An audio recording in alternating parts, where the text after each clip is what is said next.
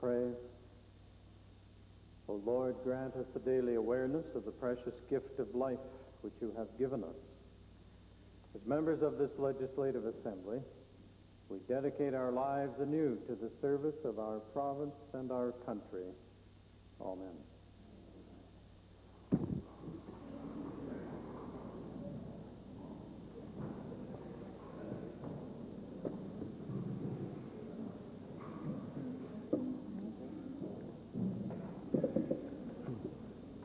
Introduction of visitors.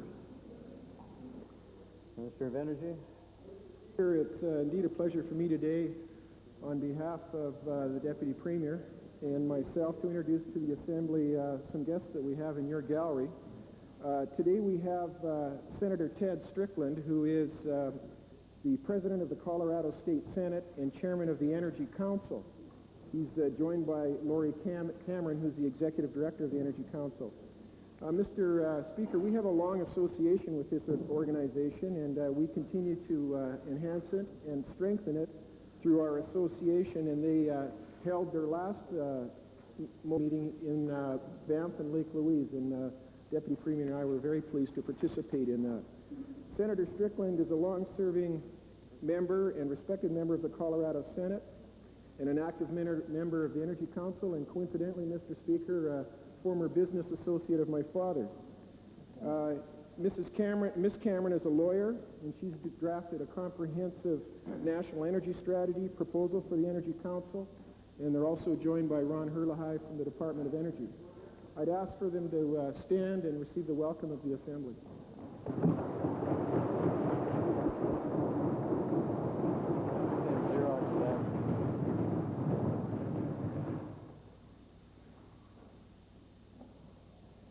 Presenting petition. Meadowlark. Thank you, Mr. Speaker. Mr. Speaker, I am presenting a petition signed by more than 630 nurses urging the Legislative Assembly to implement policies regarding public pension plans that provide guaranteed, reasonable pension plans with responsible management, accurate accounting, and full disclosure. The petition also urges the government to examine proposed changes to public pensions and to halt all unfair, unjust, and double billing aspects. Thank you. Reading and receiving petition. Presenting reports by standing and special committees. Notices of motion. Introduction of bill. Minister of Consumer and Corporate Affairs. Speaker, I request leave to introduce Bill 45, the Franchises Act 1992. The purpose of this bill is to promote an honest and fair franchise marketplace in the province by fostering fair market standards. This act replaces a 20-year-old piece of legislation. Bill 45 provides for fuller disclosure to possible franchise operators, tougher penalties for abuses, the use of plain language, and a requirement for ongoing good faith in contracts, and for the use of arbitration in settling contract disputes.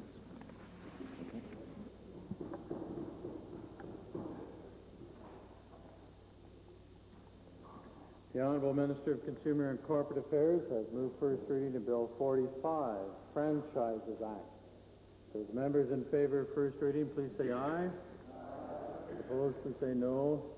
Carried.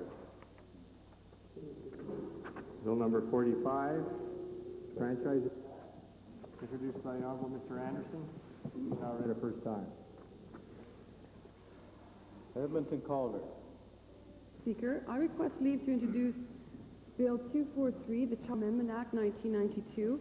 This bill would expand handicapped children's services to include children with a mental illness or severe behavior problem in order that these children have access to services. It would also mean that parents would not lose custody of their children by having to surrender them to the child welfare system in order to receive those services.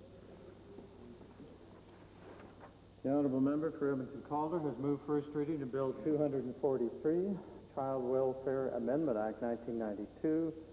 Those in favor of first reading, please say aye. Opposed, please say no. Carried. Bill number 243, Child Welfare Amendment Act 1992. introduced by the Honourable Member, Ms. Melsnith, is now read a first time. Tabling returns and reports. No. Thank you. Minister, Tourism, Parks and Recreation. Mr. Speaker, it gives me great pleasure to table the 1990-91 annual report for the Department of Tourism.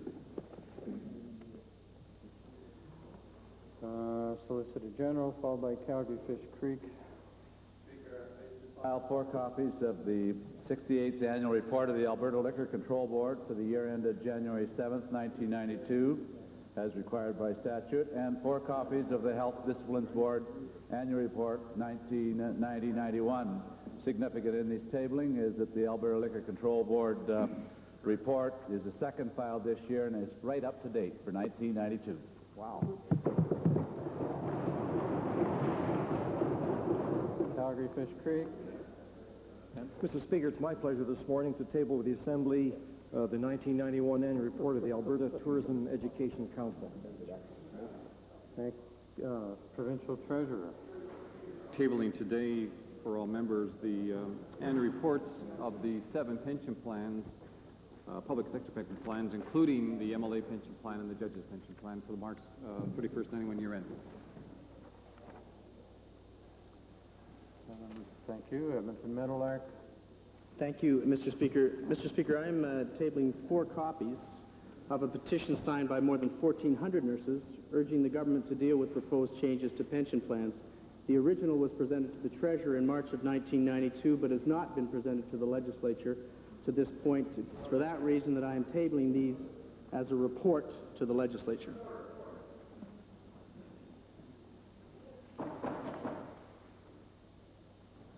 Introduction of special guests.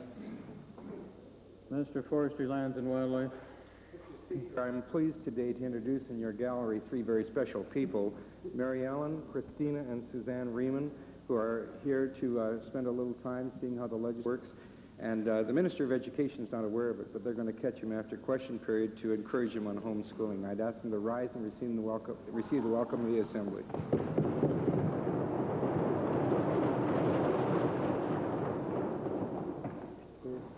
Minister of Consumer and Corporate Affairs. Speaker, in the members' gallery today are 2 individuals who have assisted in the writing of Bill 45, which has taken 2 years of consultation and work.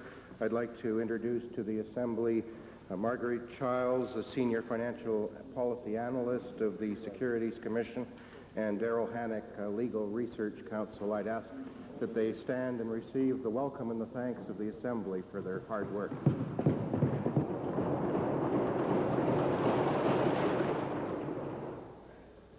Member for Redwater, Andrew.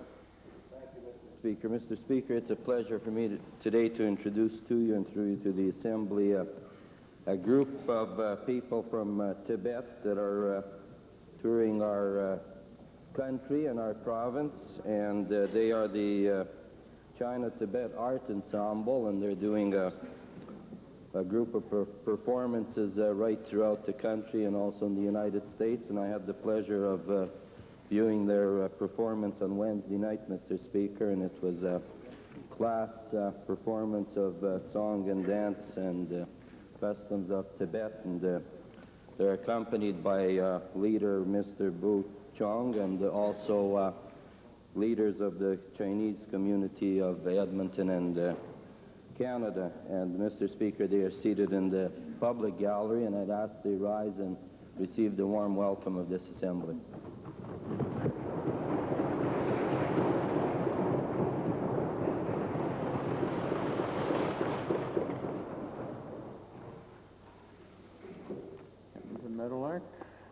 Mr. Speaker, it's my pleasure to introduce to you 2 people who are here in support of the petitions that I presented earlier. They are Heather Smith, the President of the United Nurses of Alberta, and Sandy Rentz, the Vice President of the United Nurses of Alberta. I would ask that they rise in the gallery and receive the welcome of the Legislative Assembly.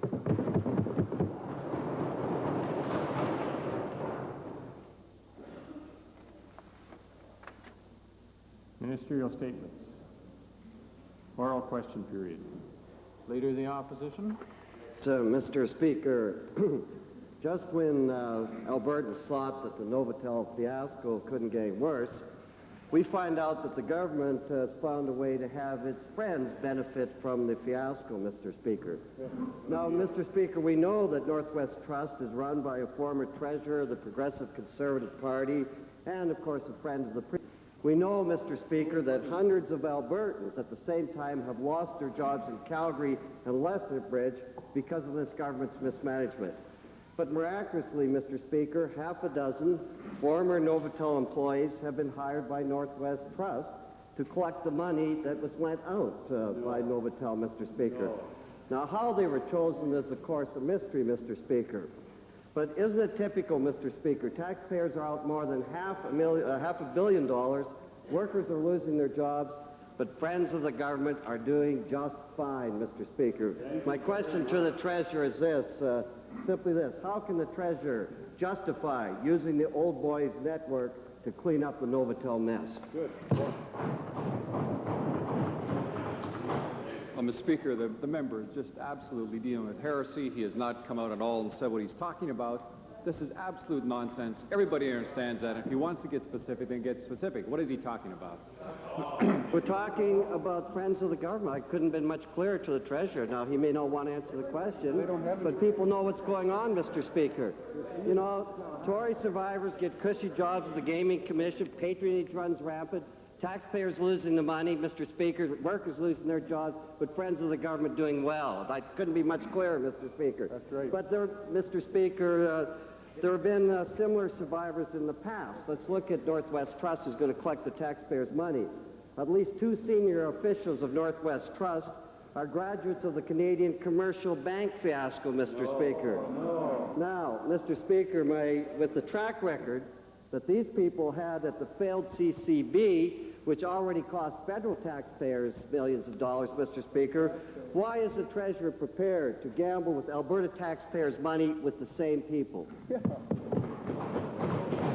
Well, Mr. Speaker, usually on Friday mornings we do have a bit of a zoo here in the legislature, but I think, Mr. Speaker, that I have to say that I've never seen such a low-level and really disgraceful presentation by the member of North. This is absolutely atrocious.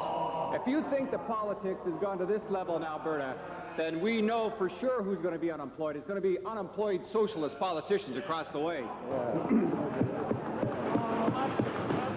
Well, Mr. Speaker, the Treasurer can feign anger all he likes. The reality is he's squandered over $2 billion of taxpayers' money. Workers have lost their jobs, and some Tories are doing well. Whether he wants to call that low or not, we'll let the people of Alberta decide that, Mr. Speaker. Right. But my question to the Treasurer is simply this, then. If he'd rather answer the questions, Mr. Speaker, and stop feigning angerage, I want to ask the Treasurer, how can he justify turning over the Novotel loan portfolio to account by former Tory hacks and former employees of CCB? The taxpayers want to know, Mr. Speaker. Again, Mr. Speaker, this kind of association, and the fact, in this place you have immunity, Mr. Speaker. Albertans know that anything said here is in fact immune from litigation. That is, if you affront somebody or in fact personally damage their reputation, in this House, you are absolutely immune from legal prosecution. Now, I suggest to this member that he step outside of the House and make these kinds of statements and name names. Let's get specific here, Mr. Speaker, because I will not tolerate that kind of a slur against the people who work in Northwest Trust. These people are working for the future of Alberta. They're sincere, hard-working individuals, and that kind of a statement is an outrage, Mr. Speaker, and the member from Norwich should know better than that.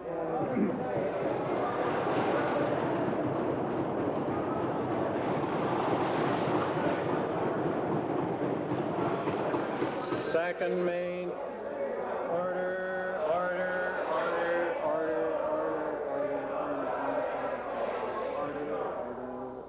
order.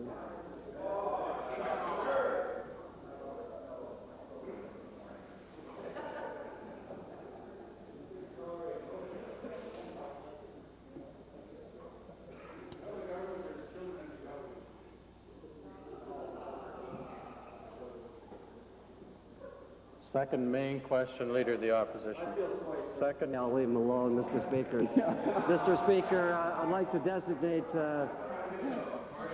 oh, they're a little excited today, feeling the wounds, Mr. Speaker. Mr. Speaker, I'd like to designate my second question, the member from Edmonton, Jasper Place.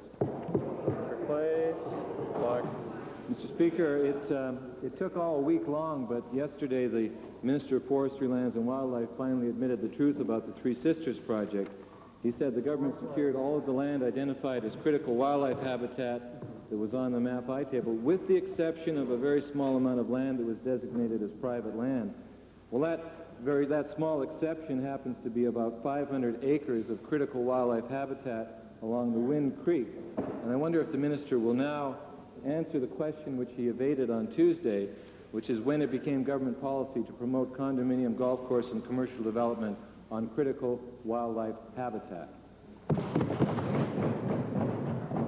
Mr. Speaker, the member for Jasper Place is continually not being accurate in his statements. He filed a map the other day, Mr. Speaker, that wasn't accurate. I filed a map yesterday with you, Mr. Speaker, that was accurate. I said that we attained, and the map proves that, most of the critical wildlife habitat that was in the area. There is some private land, there is some critical habitat obtained. But we have worked arrangements with the company with respect to wildlife corridors and everything. Mr. Speaker, that the honourable member would make statements like that is absolutely ridiculous. Mr. Speaker, you can't be a little bit pregnant, and you can't have a little bit of critical wildlife habitat. It's either critical or it's not critical. Look up the definition of critical, Minister. And I would like to know why the government failed in 1979 to acquire the property according to the Kerr Memorandum, why it failed again when Pocklington crashed and it was in bankruptcy, and why it failed again a third time in the land swap to acquire this critical wildlife habitat for the benefit and enjoyment of the people of Alberta. Why, Minister? Mr. Speaker, he's continuing to speak utter nonsense. I answered that question yesterday. Well, if he's going to lie about it, it's a different matter. Honourable member, retract, please. There's no chance whatsoever that I will withdraw that comment. Contempt of the House. You will not be recognized at such time as you do withdraw and apologize. That will apply to debate as well as to question period, honourable member. Calgary Northwest.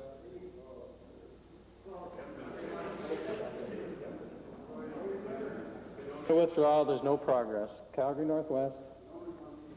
Thank you, Mr. Speaker. Mr. Speaker, yesterday the Treasurer told the House that the Novotel staff that had been hired by Northwest Trust came from the collection force side as opposed to the sales force side that had loaned $300 million to U.S. cellular firms. But a March 10th letter from Gary Doyle that had been filed earlier in this House from Gary Doyle to Peter Mitchell reveals that Mr. John Dinning visited GMD's facilities on February 5th to review the accounts and determine the need for further financing. Subsequently, Mr. Speaker, on February 24th, Novotel provided $75,000. On March the 17th, another $529,000. March 25th, another $273,000. And on April the 23rd, a further $250,000, all to GMD. So my question to the Treasurer is, would the Treasurer please explain what the role of Mr. John Dinning was in going down and approving this extraordinary funding for GMD? Well, Mr. Speaker, he was protecting the assets of the province of Alberta, and collections are important to us, and now he's moved to Northwest Trust to do the very same thing. Well, Mr. Speaker, the member or the minister says that he was there for collections, but subsequent to the collections occurring, money was given out. That doesn't seem like a very good collection process somehow. So could the Treasurer explain how he could be involved both, on one hand, with the lending of money, and now, all of a sudden, as of yesterday, he's involved with the collections of loans? Isn't this a contradictory of the statements you made yesterday in this House, sir? No.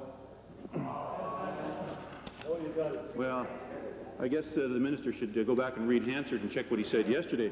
Will the Treasurer please then tell the House how many more of these experts, and I use that term very loosely, who were involved in the lending of the $300 million are now being hired by Northwest Trust to be involved in the collection? There'll be no more hire, Mr. Speaker. Cardston, followed by Edmonton Calder. Thank you. Thank you, Mr. Speaker. My question is to the Premier. Yesterday, the Federal Unity Minister, who is coincidentally, an Alberta MP, was in Edmonton, where he appeared on a talk show and held several media sessions. During that time, he was very adamant that Alberta is the culprit in the constitutional deadlock that now exists. Mr. Clark is calling on our Premier to move from Alberta's position on Senate reform. Mr. Premier, are you prepared to do it? Are you prepared to change your position and accommodate the Unity Minister, who seems to have the support of at least some of the federal MPs on this issue? Shane.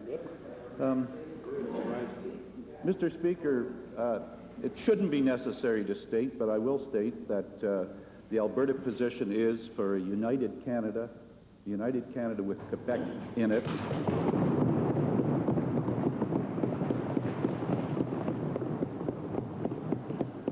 And with Triple E Senate reform based on fairness and equality.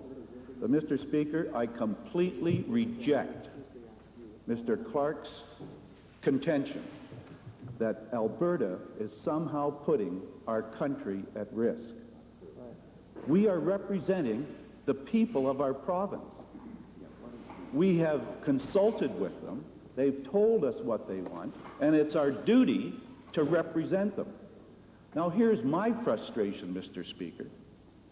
Where the hell are the Alberta members of Parliament?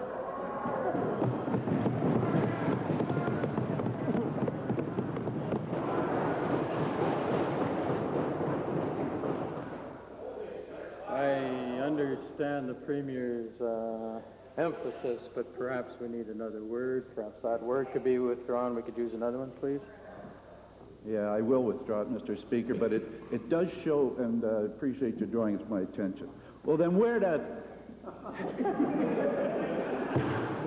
heck are the Alberta members of Parliament? Where are the Western Canadian members of Parliament? I mean, wouldn't it be refreshing? Wouldn't it be refreshing? Wouldn't it be different, Mr. Speaker, if we had the Alberta members of Parliament say, and Western Canadian members of Parliament say, look, we know that Western Canada wants a Triple E Senate. So therefore, we are going to propose a Triple E Senate, a Senate based on equality and fairness. Ontario and Quebec have run things for 125 years. So we will propose a Triple E Senate. And then, Mr. Speaker, we'll ask Ontario and Quebec to vote against it and put the country at risk. That's surely what should be happening. So, Mr. Speaker, we want to hear from Albertans on this, because we are very serious about this Senate reform. And wouldn't it be good to start to get support from Alberta's MPs, who the people of Alberta sent to Ottawa to represent them?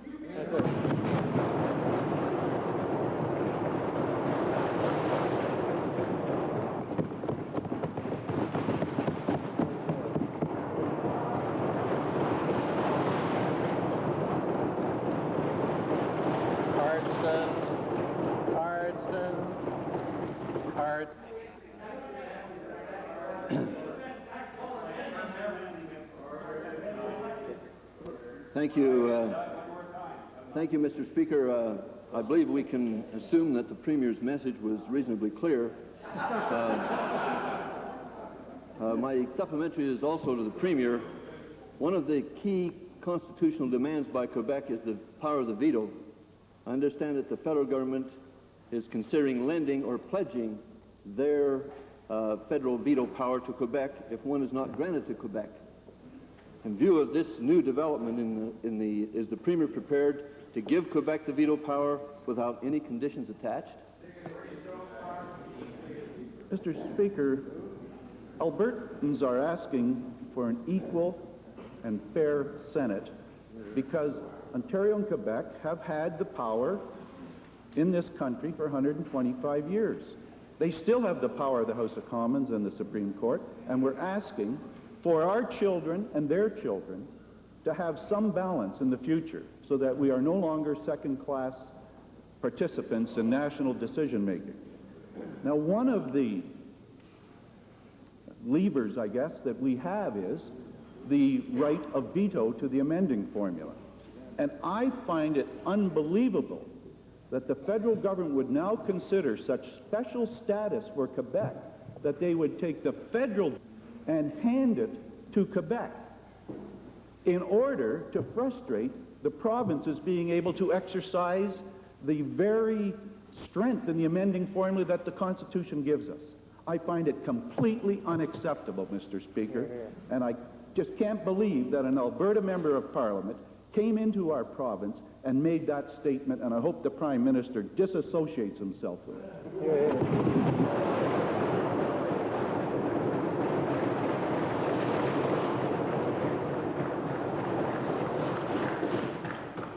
Edmonton Calder, followed by Edmonton Meadowlark.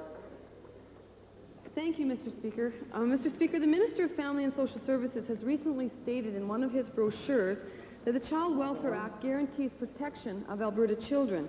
And unfortunately, Mr. Speaker, at times this is not always the case. Although I realize, Mr. Speaker, that there are many excellent foster homes, I'm also aware of a young couple whose own children were all under the age of 6, on several occasions had been reported by the medical profession for suspected child abuse, yet this home was approved as a foster parent home, and they were given more children, all under the age of 6, to care for, and this care was far from successful. So I'd like to ask the Minister of Family and Social Services, what specific steps has he taken to improve the screening process within the foster care system? None.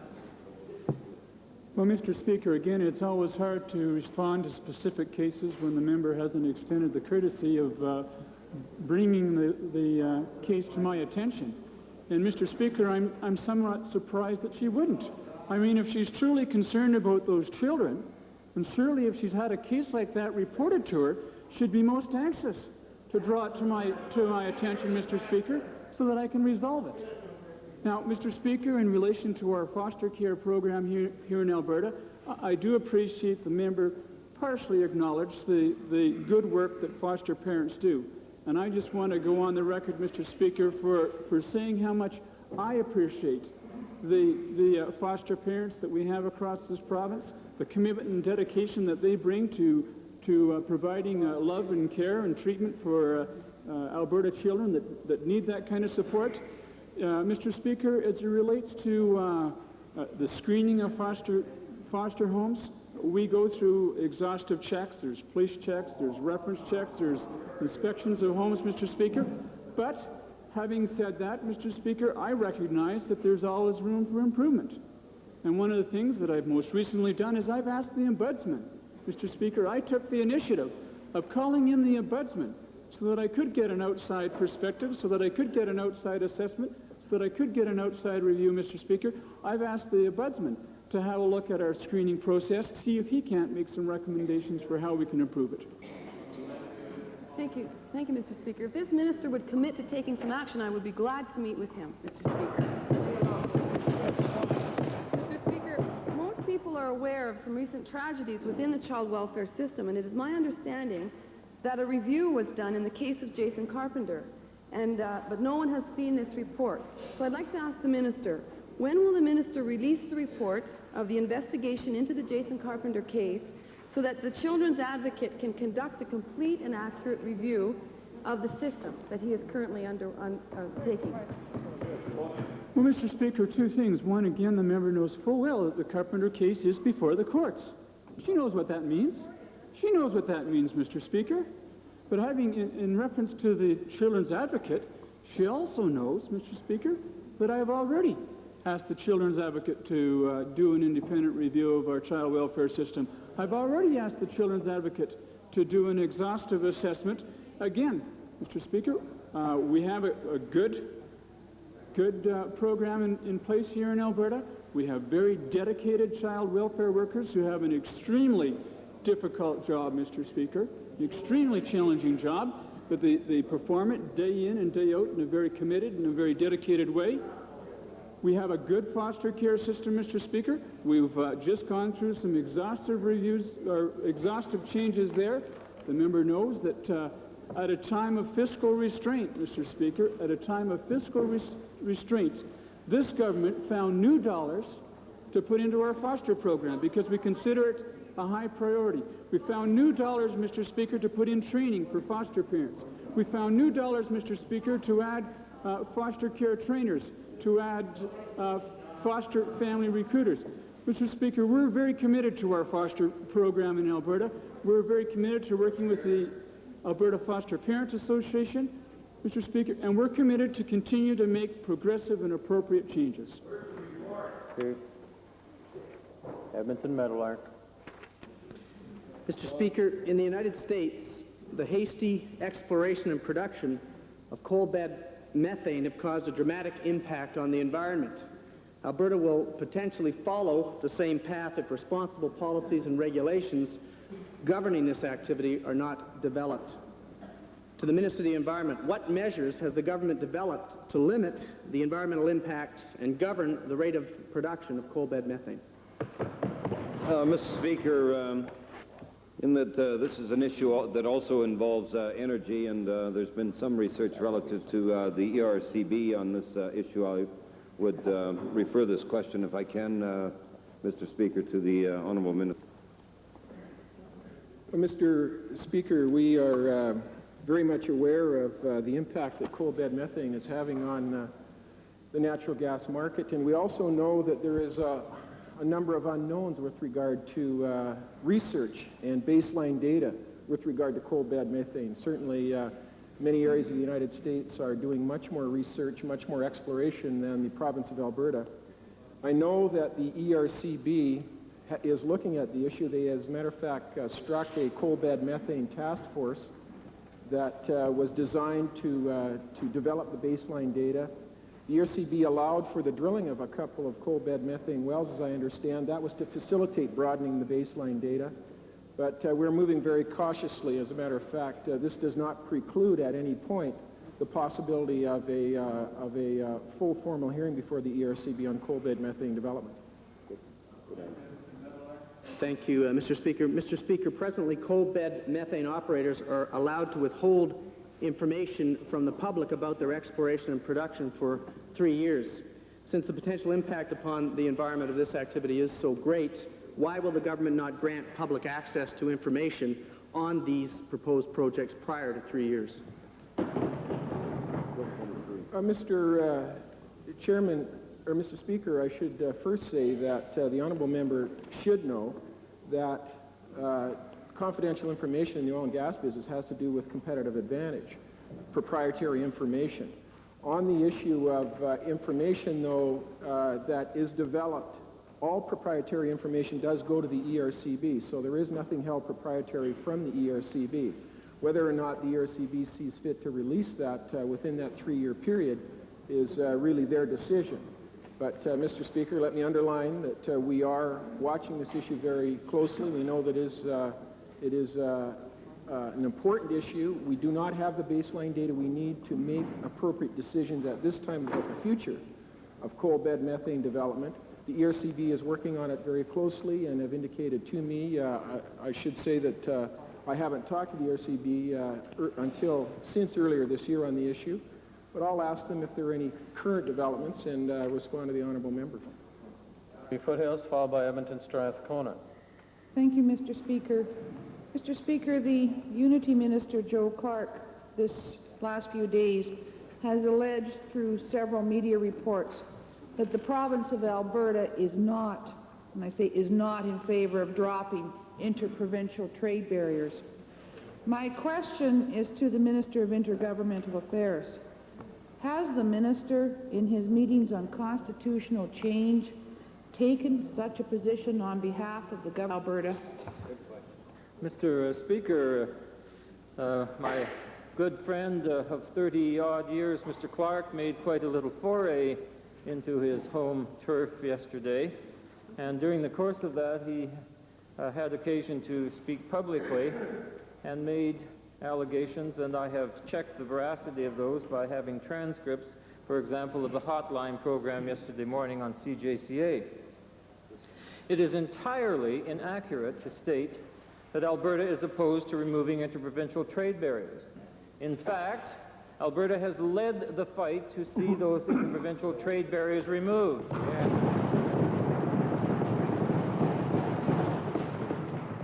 Because we know that this country must work effectively and efficiently as a functioning economic unit. But we do not believe that that should be achieved by placing into the Constitution of Canada an amendment which would transfer the ability to the federal parliament the ability to overrule all aspects of provincial government's efforts to economic diversification and the ability to diversify the economy of the individual provinces. I would point out that what is now being proposed by the federal government is precisely the same thing that Pierre Elliott Trudeau and his government proposed in 1980. And it's back again. Back again. And I can tell the honourable member from Belmont who laughed so uproariously at this suggestion that if he wants to check with somebody who has his same political philosophy, he should check with the Premier of Saskatchewan, who soundly denounced the proposal just the other day in the Saskatchewan legislature. Now, I would point out that that type of economic lever in the hands of the federal government will work solely for the benefit of maintaining the economic power of Canada in central Canada, particularly Ontario. And that is why we oppose the proposal the federal government has put forward. What we must do is eliminate these interprovincial trade barriers by consultation and cooperation, and we are doing that, and it is working.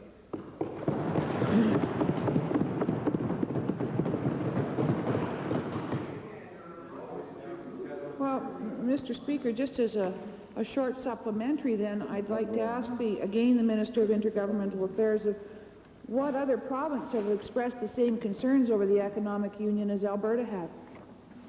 Well, certainly, as I've just indicated, the Premier of Saskatchewan has been adamant in his opposition to the proposal.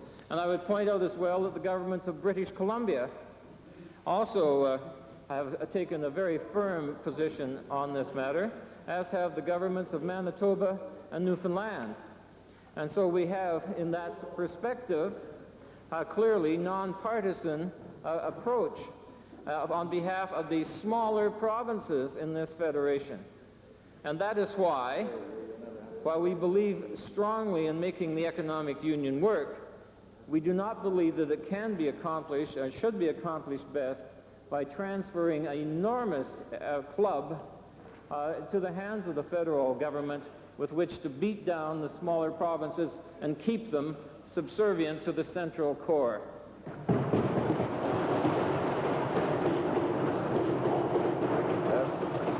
Edmonton Strathcona. Thank you, Mr. Speaker. The Supreme Court's characterization of the Alberta legal challenge to the GST as implausible is certainly not surprising. The legal challenge, after all, was nothing more than posturing in an expensive exercise in public relations by the government at taxpayers' expense. It's the same government that endorsed the federal Tories in the 1988 election. Right, exactly. To the Minister of Consumer and Corporate Affairs, will the Minister now take steps to alleviate the confusion that exists in the Alberta marketplace and which plagues both consumers and businesses by enacting legislation to require a uniform practice to either include or exclude GST in retail pricing? Mr. Speaker, the suggestion that the honourable member has made has been considered, investigated, and rejected by this government. And the reason is that Albertans clearly have spent a great deal of money in preparing for and dealing with the GST. That tax we opposed as a government. We have opposed it in the court case. Nonetheless, to now enter into the marketplace, require a whole new accounting procedure on the part of businesses would be to add costs once more to consumers after they've been faced with the costs that were a result of the introduction of that tax. consumers. Mr. Speaker, changes to the GST legislation are presently under consideration, which would make it applicable to volunteer non-profit sector public service organizations such as community leagues. Since these bodies receive most of their funding from provincial and local governments, the effect of these changes will be to permit Ottawa to indirectly tax these other levels of government. To Consumer and Corporate Affairs, what steps is the Minister of Consumer and Corporate Affairs taking to protect the interests of the volunteer non-profit sector to ensure that 7% of the funding will not go directly to the federal government?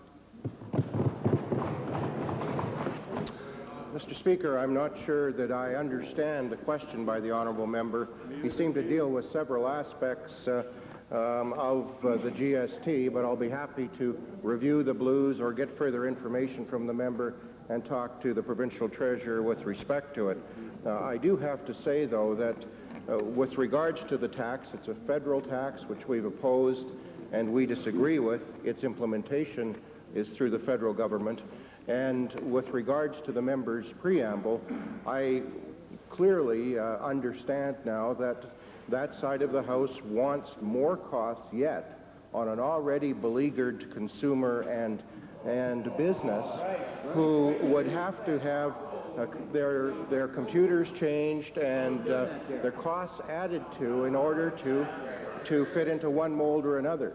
We don't care for the tax any more than anybody else. We don't like the implementation of it, but to add more costs yet is a solution that I may expect from the opposite side. Edmonton Kingsway, followed by Edmonton Gold Bar. Thank you, Mr. Speaker. Mr. Speaker, when the government decided to sell AGT, the Minister of Technology, Research and Telecommunications promised that there would be no jobs lost. I remember the debate clearly. Yet TELUS has been downsizing for some time and intends to keep on doing so. Novotel laid off 600 workers last year, and now we just understand that the people that bought part of the Novotel Corporation, Northern Telecom and Telexel, are laying off 300 more workers. Now, to whoever speaks for this government over there, the minister isn't here, the premier isn't here, I don't know, my questions were to the premier, I don't know where he is, but can they assure us that that's the last of the layoffs? Can anybody assure us that? Here, please. The member asked if someone could answer the question. Someone has volunteered to answer the question. Let's hear what it is.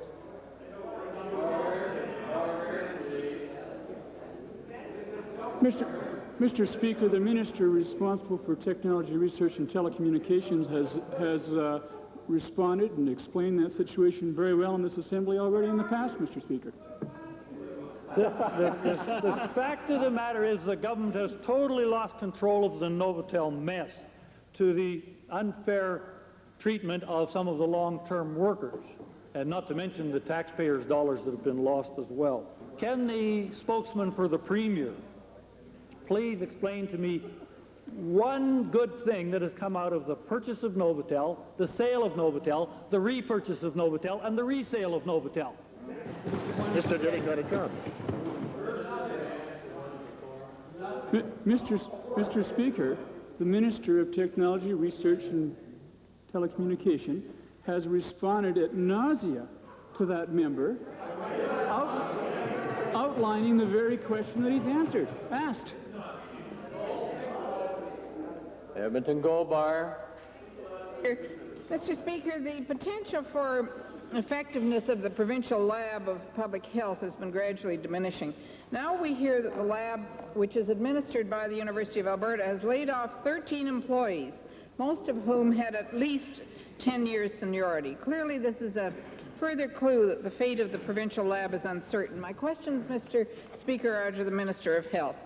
Are these layoffs part of a master plan to reduce the mandate and to diminish the work of the provincial lab? No. Mr. Speaker, my supplementary to the Minister, our office, and I'm sure the Minister's office, has received several concerns related to management problems at the lab, the most recent being these arbitrary layoffs. Will the Minister please investigate these complaints? Mr. Speaker, the honourable member for Edmonton Gold Bar is wrong in her assertion that the provincial lab doesn't have a sense of where it's going.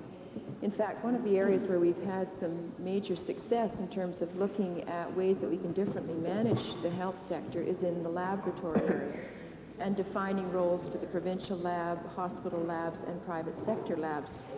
There was some discussion in the estimates Department of Health, but simply put, the role of each is very important and complementary to one another. I know the honourable member likes to delve into micromanagement of the health system. In fact, it is in the policy setting that we are looking at where the labs fit into the very important role they must play in health. What we're attempting to do is avoid the duplication, and believe me, the role of the provincial lab is better defined today than it was even 3 years ago. Thank you. Athabasca Lac-La-Biche. Mr. Speaker, my question this morning is to the Honourable Minister of Energy. Mr. Speaker, the Alberta government introduced the Small Power Research and Development Act in 1988 mainly to facilitate electricity production using renewable resources of energy. Mr. Speaker, under this program, the South Uasca has proposed a 30-megawatt plant in the constituency of Athabasca Lac-La-Biche, investing $75 million and creating over 95 much-needed jobs in my constituency. Mr. Speaker, I just want to give a quick education to the NDs and the Liberals. This is a spin-off industry from Order. Perhaps you give the chair a quick education as to what your question is. Mr. Speaker, my question to the Honourable Minister is, would the Honourable Minister of Energy advise this Assembly on the reaction to the program by other small power producers? Mr. Speaker, the member for Athabasca appropriately identifies that the small power program legislation has worked well. As a matter of fact, it is an amendment that we made yesterday to the regulations through our government is really a response to the Clean Air Strategy for Alberta recommendations. We have 125 megawatts of energy carved out of the electrical system with the cooperation of the utilities to promote, as the honourable member pointed out, biomass, waste wood, peat, small hydro, and wind. And this program was amended yesterday, as announced, Mr. Speaker, to put some milestones in place. The program had been open-ended in terms of allocation. It was a first-come, first-served basis when we announced the legislation in 1988. Yesterday, we have put milestones in place. That is that there are certain hurdles that the projects must achieve prior to receiving their final allocation. There are many projects that are willing to move based on this program that are down in the waiting list. We've organized it in a way that will facilitate the most appropriate and the most advanced projects to proceed through the allocation process. With regard to Southview, it is the same for them as it is for everyone else, Mr. Speaker. They have an allocation designated to them. They must achieve these milestones. They must have their final allocation by December 31st, 1994, and their initial allocation must have contracts, power contracts associated with it, and financing by December 31st, 1993. If they don't achieve those milestones, Mr. Speaker, they then lose their allocation to others in the queue. Mr. Speaker, my supplement to the Honourable Minister is, would the Minister advise this Assembly as to the number of projects that may be in progress under this allocation? Mr. Speaker, not as many as we would like. The honourable member pointed out that this legislation came through in 1988. We have only 6 projects with 60 megawatts firm out of 125. We felt that because of that, we wanted to move forward the best projects through the process, and that's why we have amended their regulations to accommodate that. I should also point out, Mr. Speaker, that Weyerhaeuser in Drayton Valley as a result of representations I received from environmental groups, from the mayor of Drayton Valley, Mr. McGee, and the company Weyerhaeuser themselves, and the Minister of Environment to deal with the TP burner in Weyerhaeuser at Drayton Valley. What we have done is allowed for a cogeneration facility there, Mr. Speaker, to deal with an environmental problem and also identify it as alternative energy, and it will proceed with an allocation of 28 megawatts to produce electricity into the electrical grid. As you can see, Mr. Speaker, this program brings a great deal of flexibility. Not only can we deal with an environmental issue, a job creation issue, but we can also deal with it on an alternative energy basis, which I believe all Albertans support. Didn't have any more. Questions are to the Minister responsible for Family and Social Services. The Alberta Advisory Council on Women's Issues recognizes that many women who have been through the Supports for Independence program remain in poverty because of the failure to provide the information and supports available, which are necessary for women to rise out of poverty. One of the shortcomings noted by the Advisory Council is the limiting of training to 2 years and disallowing support for university education. Will the Minister now act on the recommendation of the Advisory Council and have these restrictive limits removed? Mr. Speaker, I very much appreciate the recommendations that have been brought forward by the Advisory Council. A number of them we've already partially acted on, and I would also want to note that I appreciate the endorsement, the overall endorsement that the Council gave to the new Supports for Independence program. But, Mr. Speaker, in response to the specific question, I can assure the member that we are following up on the recommendations, that the committee that they referenced that should be in place is already in place to be able to look at the suggestion that the member is bringing forward. And I can assure the member that I will work very closely with my colleagues to make sure that we do take the appropriate steps. Well, Mr. Speaker, the Advisory Council endorsed the concept, but they said the program is not working. It notes that training options available for supports for independence often limit women to traditional work that may not even be available in their own home community. Given that the Minister responsible for women's issues often speaks of supporting women moving into non-traditional work, and I would hope that this Minister would also endorse these objectives, and given that Supports for Independence, the Council says, supports these objectives, what changes will the Minister seek to make this program consistent with the objectives of women working into moving into non-traditional workplace? Mr. Speaker, I fully appreciate what the member has just said, and I concur. The Council's thinking, the Council's recommendations are very much in line with the Supports for Independence program and the objectives of the Supports for Independence program. And again, Mr. Speaker, I reiterate, I appreciate the endorsement that the Council has given to the program. I appreciate that they also had some suggestions on how the program could be strengthened, could be improved. I've said on many occasions in this Assembly that I welcome constructive recommendations. I welcome constructive suggestions. And once in a while, I even get some constructive suggestions from across the way, Mr. Speaker, and I welcome those as well. We on this side, Mr. Speaker, are always looking for opportunities of building on existing programs, of making good programs, taking good programs, Mr. Speaker, and making them better. The recommendations that have been brought forward by the Advisory Council in this instance are to myself and a number of my colleagues, and I can assure the member that we take these recommendations very seriously, and we'll be working very closely together to continue to strengthen this program. Edmonton Whiteman. Thank you, Mr. Speaker. Mr. Speaker, the new system, client reporting cards under the Minister of Family and Social Support Services has been underway for a period of time now, to the grievance of, I believe, many, many people. But specifically, Mr. Speaker, to the Minister, can the Minister inform me as to whether the department he is responsible for is holding up any checks if cards are improperly filled out? Well, Mr. Speaker, as we've implemented the CRC, the client reporting cards across the province, we have had a trial period in each office as it's being brought up. We give clients every opportunity to make sure that they understand it. We put in help desks.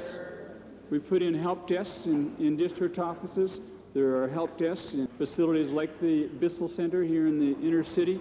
We do everything we can, Mr. Speaker, to help clients make the adjustment. And for the most part, I might add, that it's gone extremely smoothly. Mr. Speaker, when you take into consideration that there are some 85,000 clients across this province that are now being asked to fill out these cards, but Mr. Speaker, it reaches a point. It reaches a point where if the cards are not being filled out, or if they're not being returned, or if the effort isn't being made, then yes, Mr. Speaker, it can impact their benefits and the timing of them. Mr. Speaker, my supplementary question to the minister.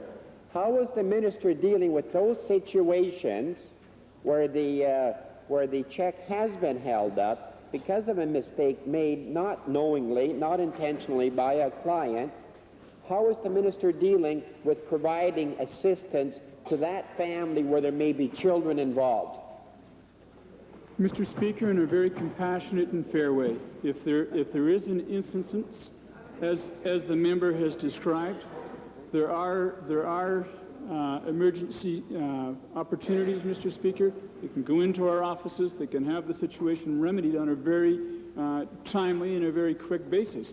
But again, Mr. Speaker, clearly there is a responsibility on the client to make sure that these cards are filled out properly. They're not that difficult. There is the help there to help them do it if it is a problem. Recognizing, Mr. Speaker, that the card and the information is ultimately there to help that client receive those benefits on a timely and appropriate basis. Minister, question period has expired, but Minister of Energy wishes to correct a figure that he used earlier in the question period. Thank you, Mr. Speaker. I believe that I used the wrong figure, and in the anticipation that I did, I'd like to correct it right now. I believe I said that Weyerhaeuser received an allocation of 28 megawatts. The total reallocation was 28 megawatts. Weyerhaeuser received 23. Westlock Power received an additional 5 for a total of 28. Thank you. Chair is order, please. Chair has been in receipt of a note. Edmonton Jasper Place, please. Mr. Speaker, during question period, I responded inappropriately to the suggestion from the minister that a MAPI table was full of nonsense, and I wish to apologize for the House for my disorderly conduct.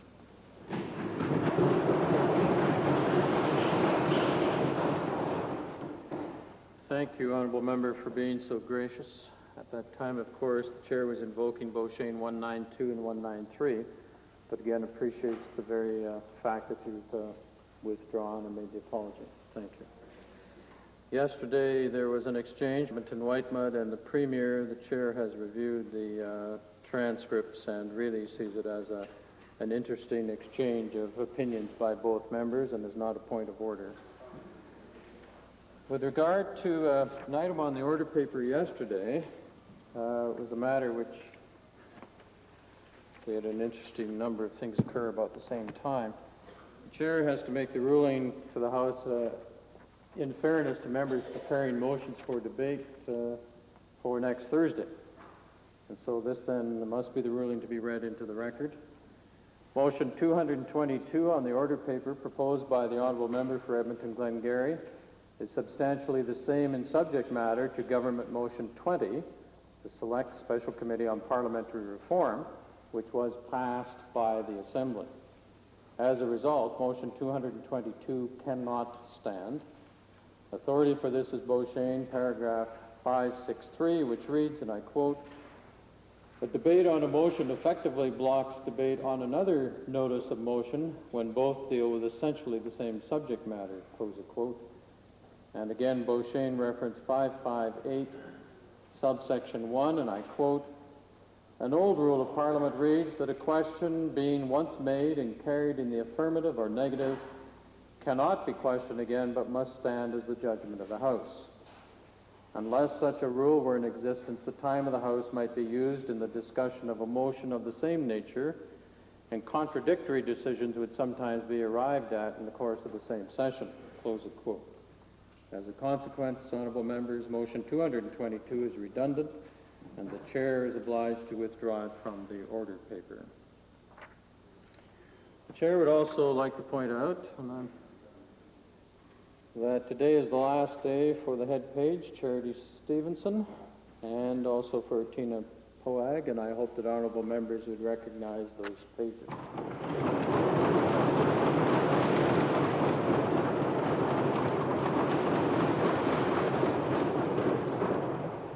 Orders of the day. So we never get Private bills for third reading. Bill PR 1.